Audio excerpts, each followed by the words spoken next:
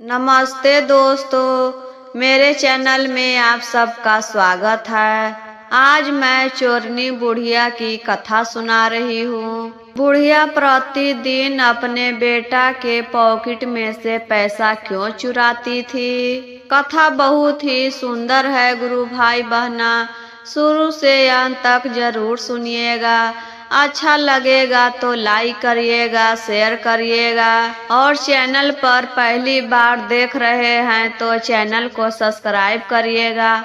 तो चलिए शिव चर्चा की सुंदर कथा सुनाती हूँ। एक शिष्या बहन थी, वह प्रभु में बहुत लीन रहती थी। प्रभु के खूब सेवा करती थी, पूजा पाठ करती थी, प्रतिदिन चर्चा में जाती थी। कहीं भी चर्चा होता था, उसको कान में बस आवाज जाने की देरी रहती थी। जैसे ही आवाज सुनाता था, वहाँ पर प्रसाद लेकर पहुँच जाती थी चर्चा में। और उसका पति भी नहीं बोलता था चर्चा में जाने के लिए। कहता था कि पूजा पाठ करने से तो अच्छा होता है, घर में सुख शांति आती है। शिष्या बहन के 2 लड़का जन्म लेता है। धीरे धीरे शिष्या बहन दोनों बच्चा को पाल पोस कर बड़ा की। दोनों लड़का शादी के योग्य हो गया तो शिष्या बहन अपने दोनों लड़का के शादी करा देती है। घर में बहू आई और कुछ दिन के बाद शिष्या बहन के पति मर जाते हैं। अब तो मालिक बेटा बन जाता है। घर तो बहू के हिसाब से चलने लगता है। चर्चा में जाती थी तो अपने बहू से पैसा मांगती थी। बहू कभी देती थी, कभी नहीं देती थी। जिस दिन पैसा मिलता था तो प्रसाद लेकर जाती थी। जिस दिन पैसा नहीं मिलता तो दुखी मन से चर्चा में जाती थी और मन ही मन रोते हुए जाती थी। कहती थी, आपने कैसी बहू दिए हैं महादेव, आपके लिए प्रसाद लाने के लिए भी पैसा नहीं देती है। जब तक तो पति थे तो प्रतिदिन आपके लिए प्रसाद ले जाते थे और पति कुछ नहीं कहते थे। अब बेटा और बहू का राज हो गया तो प्रसाद नहीं देती है। एक दिन बड़ा बेटा बाजार जा रहा था, तब माँ कहती है, बेटा बाजार जा रहा है तो 250 ग्राम मिश्री लेते आना। चर्चा में जाते हैं तो लेकर जाते हैं। बहू सुनती है तो बोलने लगती है, इस बुढ़िया के तो रोज प्रसाद प्रसाद करती रहती है और कुछ काम धाम नहीं है, बस भर दिन शिव गुरु करते रहती है। बेटा जब शाम के आता है तो मिश्री लेकर आता है और माँ के जाकर दे देता है। जब शिष्या बहन कहीं चर्चा में जाती थी तो वही मिश्री में से थोड़ा सा लेकर जाती थी। धीरे धीरे करते करते वह मिश्री खत्म हो गया। फिर एक दिन छोटा बेटा बाजार जा रहा था, तब छोटा बेटा से कहती है, बेटा बाजार जा रहा है। बेटा कहता है कि हाँ माँ बाजार जा रहा हूँ। तब माँ बोलती है, बेटा आते समय कुछ प्रसाद लेते आना, जब चर्चा में जाएंगे तो लेकर जाएंगे। छोटा बेटा भी प्रसाद लाकर दे देता है गुरु बहना। जब भी शिष्या बहन चर्चा में जाती थी तो उसी में से प्रसाद लेकर जाती थी। धीरे धीरे वह भी प्रसाद खत्म हो गया। अब सोचती है कि एक बार बड़ा बेटा से मंगवा लिए और छोटा बेटा से भी मंगवा लिए। अब फिर लाने के लिए कहेंगे तो दोनों बोलने लगेगा। फिर भी डरते डरते बड़ा बेटा से कहती है, बेटा प्रसाद खत्म हो गया, जब बाजार जाएगा तो प्रसाद ला देना, तब कुछ दिन चलेगा। बेटा कहता है कि अभी कितना दिन प्रसाद लाकर दिए हैं, सब खत्म हो गया। माँ कहती है, हाँ बेटा खत्म हो गया। बेटा गुस्सा करने लगता है, तुम तो प्रतिदिन प्रसाद प्रसाद करते रहती हो, बिना प्रसाद के चर्चा में नहीं जाया जाता है, सभी लोग जाते हैं तो क्या प्रसाद लेकर जाते हैं। उधर से बहू आती है और सास के बाल पकड़कर मारने लगती है कि अब ये ऐसे नहीं सुधरेगी, इसके शरीर से शिव गुरु का भूत नहीं उतर रहा है, भर दिन प्रसाद प्रसाद करती रहती है और भर दिन नमः शिवाय के जाप करती रहती है, इसको मारेंगे तभी सुधरेगी। दोनों बहू मिलकर मारने लगते हैं, फिर भी बेटा कुछ नहीं बोलता है, वहाँ से चला जाता है गुरु बहना। एक दिन का होता है गुरु बहना, जब शिष्या बहन चर्चा में जा रही थी तो उसके पास तो पैसा नहीं था। वह क्या देखती है कि बेटा के फुल पैंट खोलकर रखा हुआ है धोने के लिए, तब वह पैकेट में हाथ लगाकर देखती है तो उसको 1 रुपया के सिक्का मिल जाता है। वही सिक्का लेकर दुकान में जाती है और मिश्री लेती है और चर्चा में चली जाती है।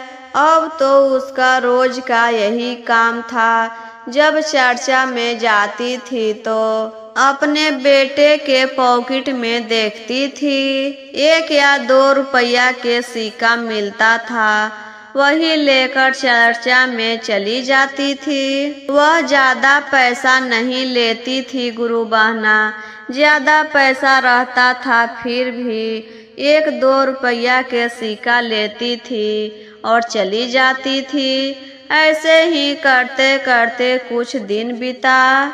एक दिन पैकेट में से पैसा निकालते हुए बहू देख ली, तभी सास के मारने लगती है। उधर से बेटा आता है तो कहता है, क्यों माँ के मार रही हो। पत्नी कहती है, आपकी माँ चोरी कर रही थी, आपके पैकेट में से पैसा निकाल रही थी। बेटा कहता है, तभी तो मेरे पैकेट में पैसा नहीं रहता है, सब गायब हो जाता है। उधर से छोटा बेटा और छोटी बहू आती है। छोटा बेटा भी कहता है कि मेरे पैकेट में से पैसा गायब रहता है, तो प्रतिदिन यही चुराती थी। छोटी बहू भी मारने लगती है। दोनों बहू मारते मारते अपनी सास को बेहोश कर देते हैं। वो दोनों तो सोचते हैं कि अब तो बुढ़िया मर गई। दिन का समय था तो वह कहीं नहीं ले जाती है और गांव में भी नहीं कहती है कि मेरी सास मर गई है। जब रात होता है गुरु बहना, तब दोनों बहू और दोनों बेटा एक बोरा में अपनी बूढ़ी माँ को कसकर नदी में ले जाकर बिग देते हैं और घर चले आते हैं। बुढ़िया तो बेहोश थी, ना वह चिल्लाई और ना ही छटपटाई। जब 4 बजे भोर में महादेव और माता पार्वती नदी में स्नान करने गए, तब महादेव के पैर में चोट लग गया। तब महादेव पानी में हाथ डालकर देखते हैं तो एक बोरी रहता है और उस बोरी में से आवाज आता है, नमः शिवाय, हर हर महादेव, हर हर महादेव। बुढ़िया के होश आता है तो बोलने लगती है। महादेव उसे अरार पर लाते हैं, बोरी खोलते हैं, तब देखते हैं कि एक बूढ़ी है और नमः शिवाय के जाप कर रही है। तब माता पार्वती कहते हैं, प्रभु आप इसको इतना बड़ा सजा क्यों दे रहे हैं। महादेव कहते हैं, इसको तो यही सजा है क्योंकि यह चोरनी थी। फिर माता पार्वती कहते हैं, प्रभु तो चोरी किसके लिए करती थी? वह आप ही के लिए तो चोरी करती थी बेचारी, अपने लिए तो नहीं चोरी करती थी। आप इसको न्याय दीजिए और इसके बेटे को सजा दीजिए क्योंकि यह आपकी शिष्या थी, दिन रात आप ही के नाम लेती रहती थी और आपके लिए चोरी करना भी सीख ली थी। तब महादेव वहीं नदी के किनारे एक सुंदर महल बना देते हैं और एक छोटा सा मंदिर भी बनवा देते हैं क्योंकि वह महादेव के शिष्या थी। और उसी महल में बुढ़िया रहने लगी और वही नदी में सुबह स्नान करती थी, मंदिर में पूजा करती थी और अपने महल में रहकर भर दिन नमः शिवाय के जाप करती रहती थी। उसका जिंदगी तो ऐशो आराम से बीतने लगा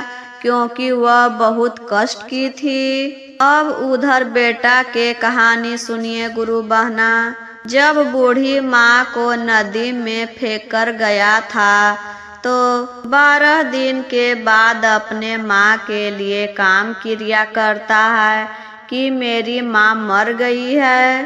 5 ब्राह्मण को खाना खिलाता है। कुछ दिन के बाद वह धीरे धीरे गरीब होने लगा। उसका काम बिल्कुल बंद हो गया। अब तो घर में खाने के लिए भी अनाज नहीं था, सब भूखे रहने लगे।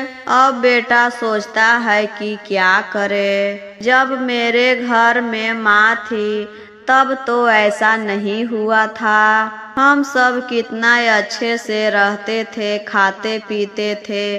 जब से माँ गई है तब से मेरे घर के लक्ष्मी भी चली गई। हम लोग के काम भी बंद हो गया, कोई काम भी नहीं दे रहा है। काम नहीं मिलने के कारण दोनों भाई अपने हाथ में कुल्हाड़ी उठाते हैं और जंगल में चले जाते हैं कि अब लकड़ी काटकर ही अपना घर चलाएंगे।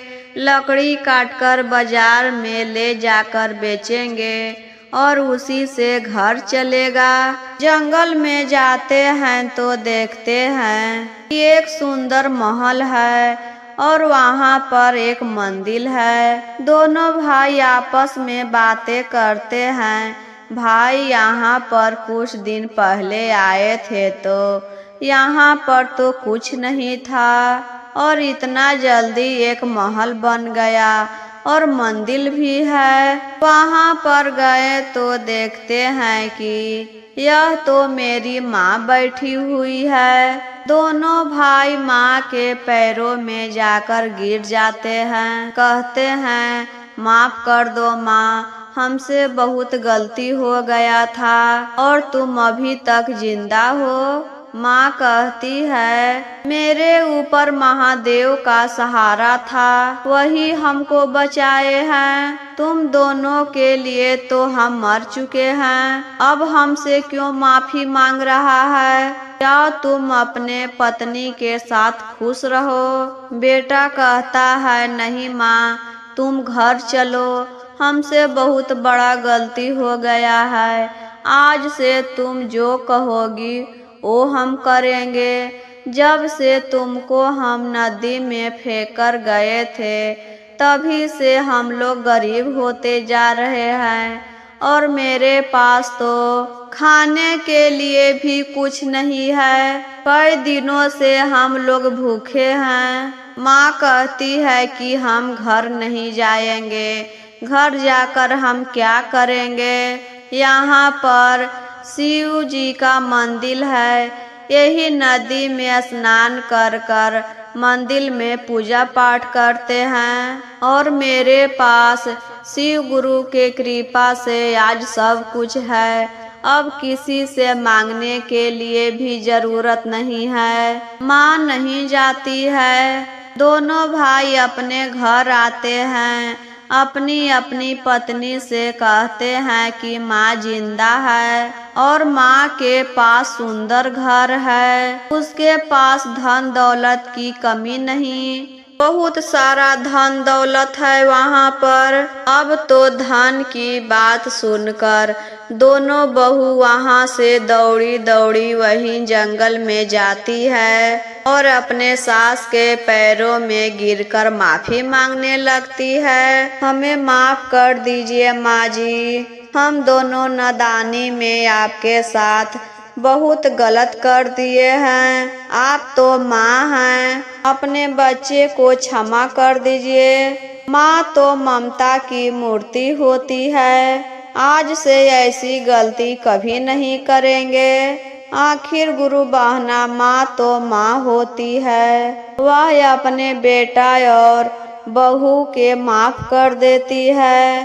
बेटा और बहू चारों आकर अपने माँ के साथ रहने लगते हैं वहीं पर। और उस दिन से बहू भी शिव चर्चा में अपना नाम घोषणा करवा लेती है और दया मांगने लगती है। और तीनों सास बहू मिलकर अपने घर पर ही चर्चा करते हैं। प्रतिदिन तीनों सास बहू उठकर वही नदी में स्नान कर कर मंदिर में पहले पूजा करते हैं, उसके बाद ही कोई काम करते थे। आशा करती हूँ गुरु भाई बहना कि यह कथा आप सभी को अच्छा लगा होगा।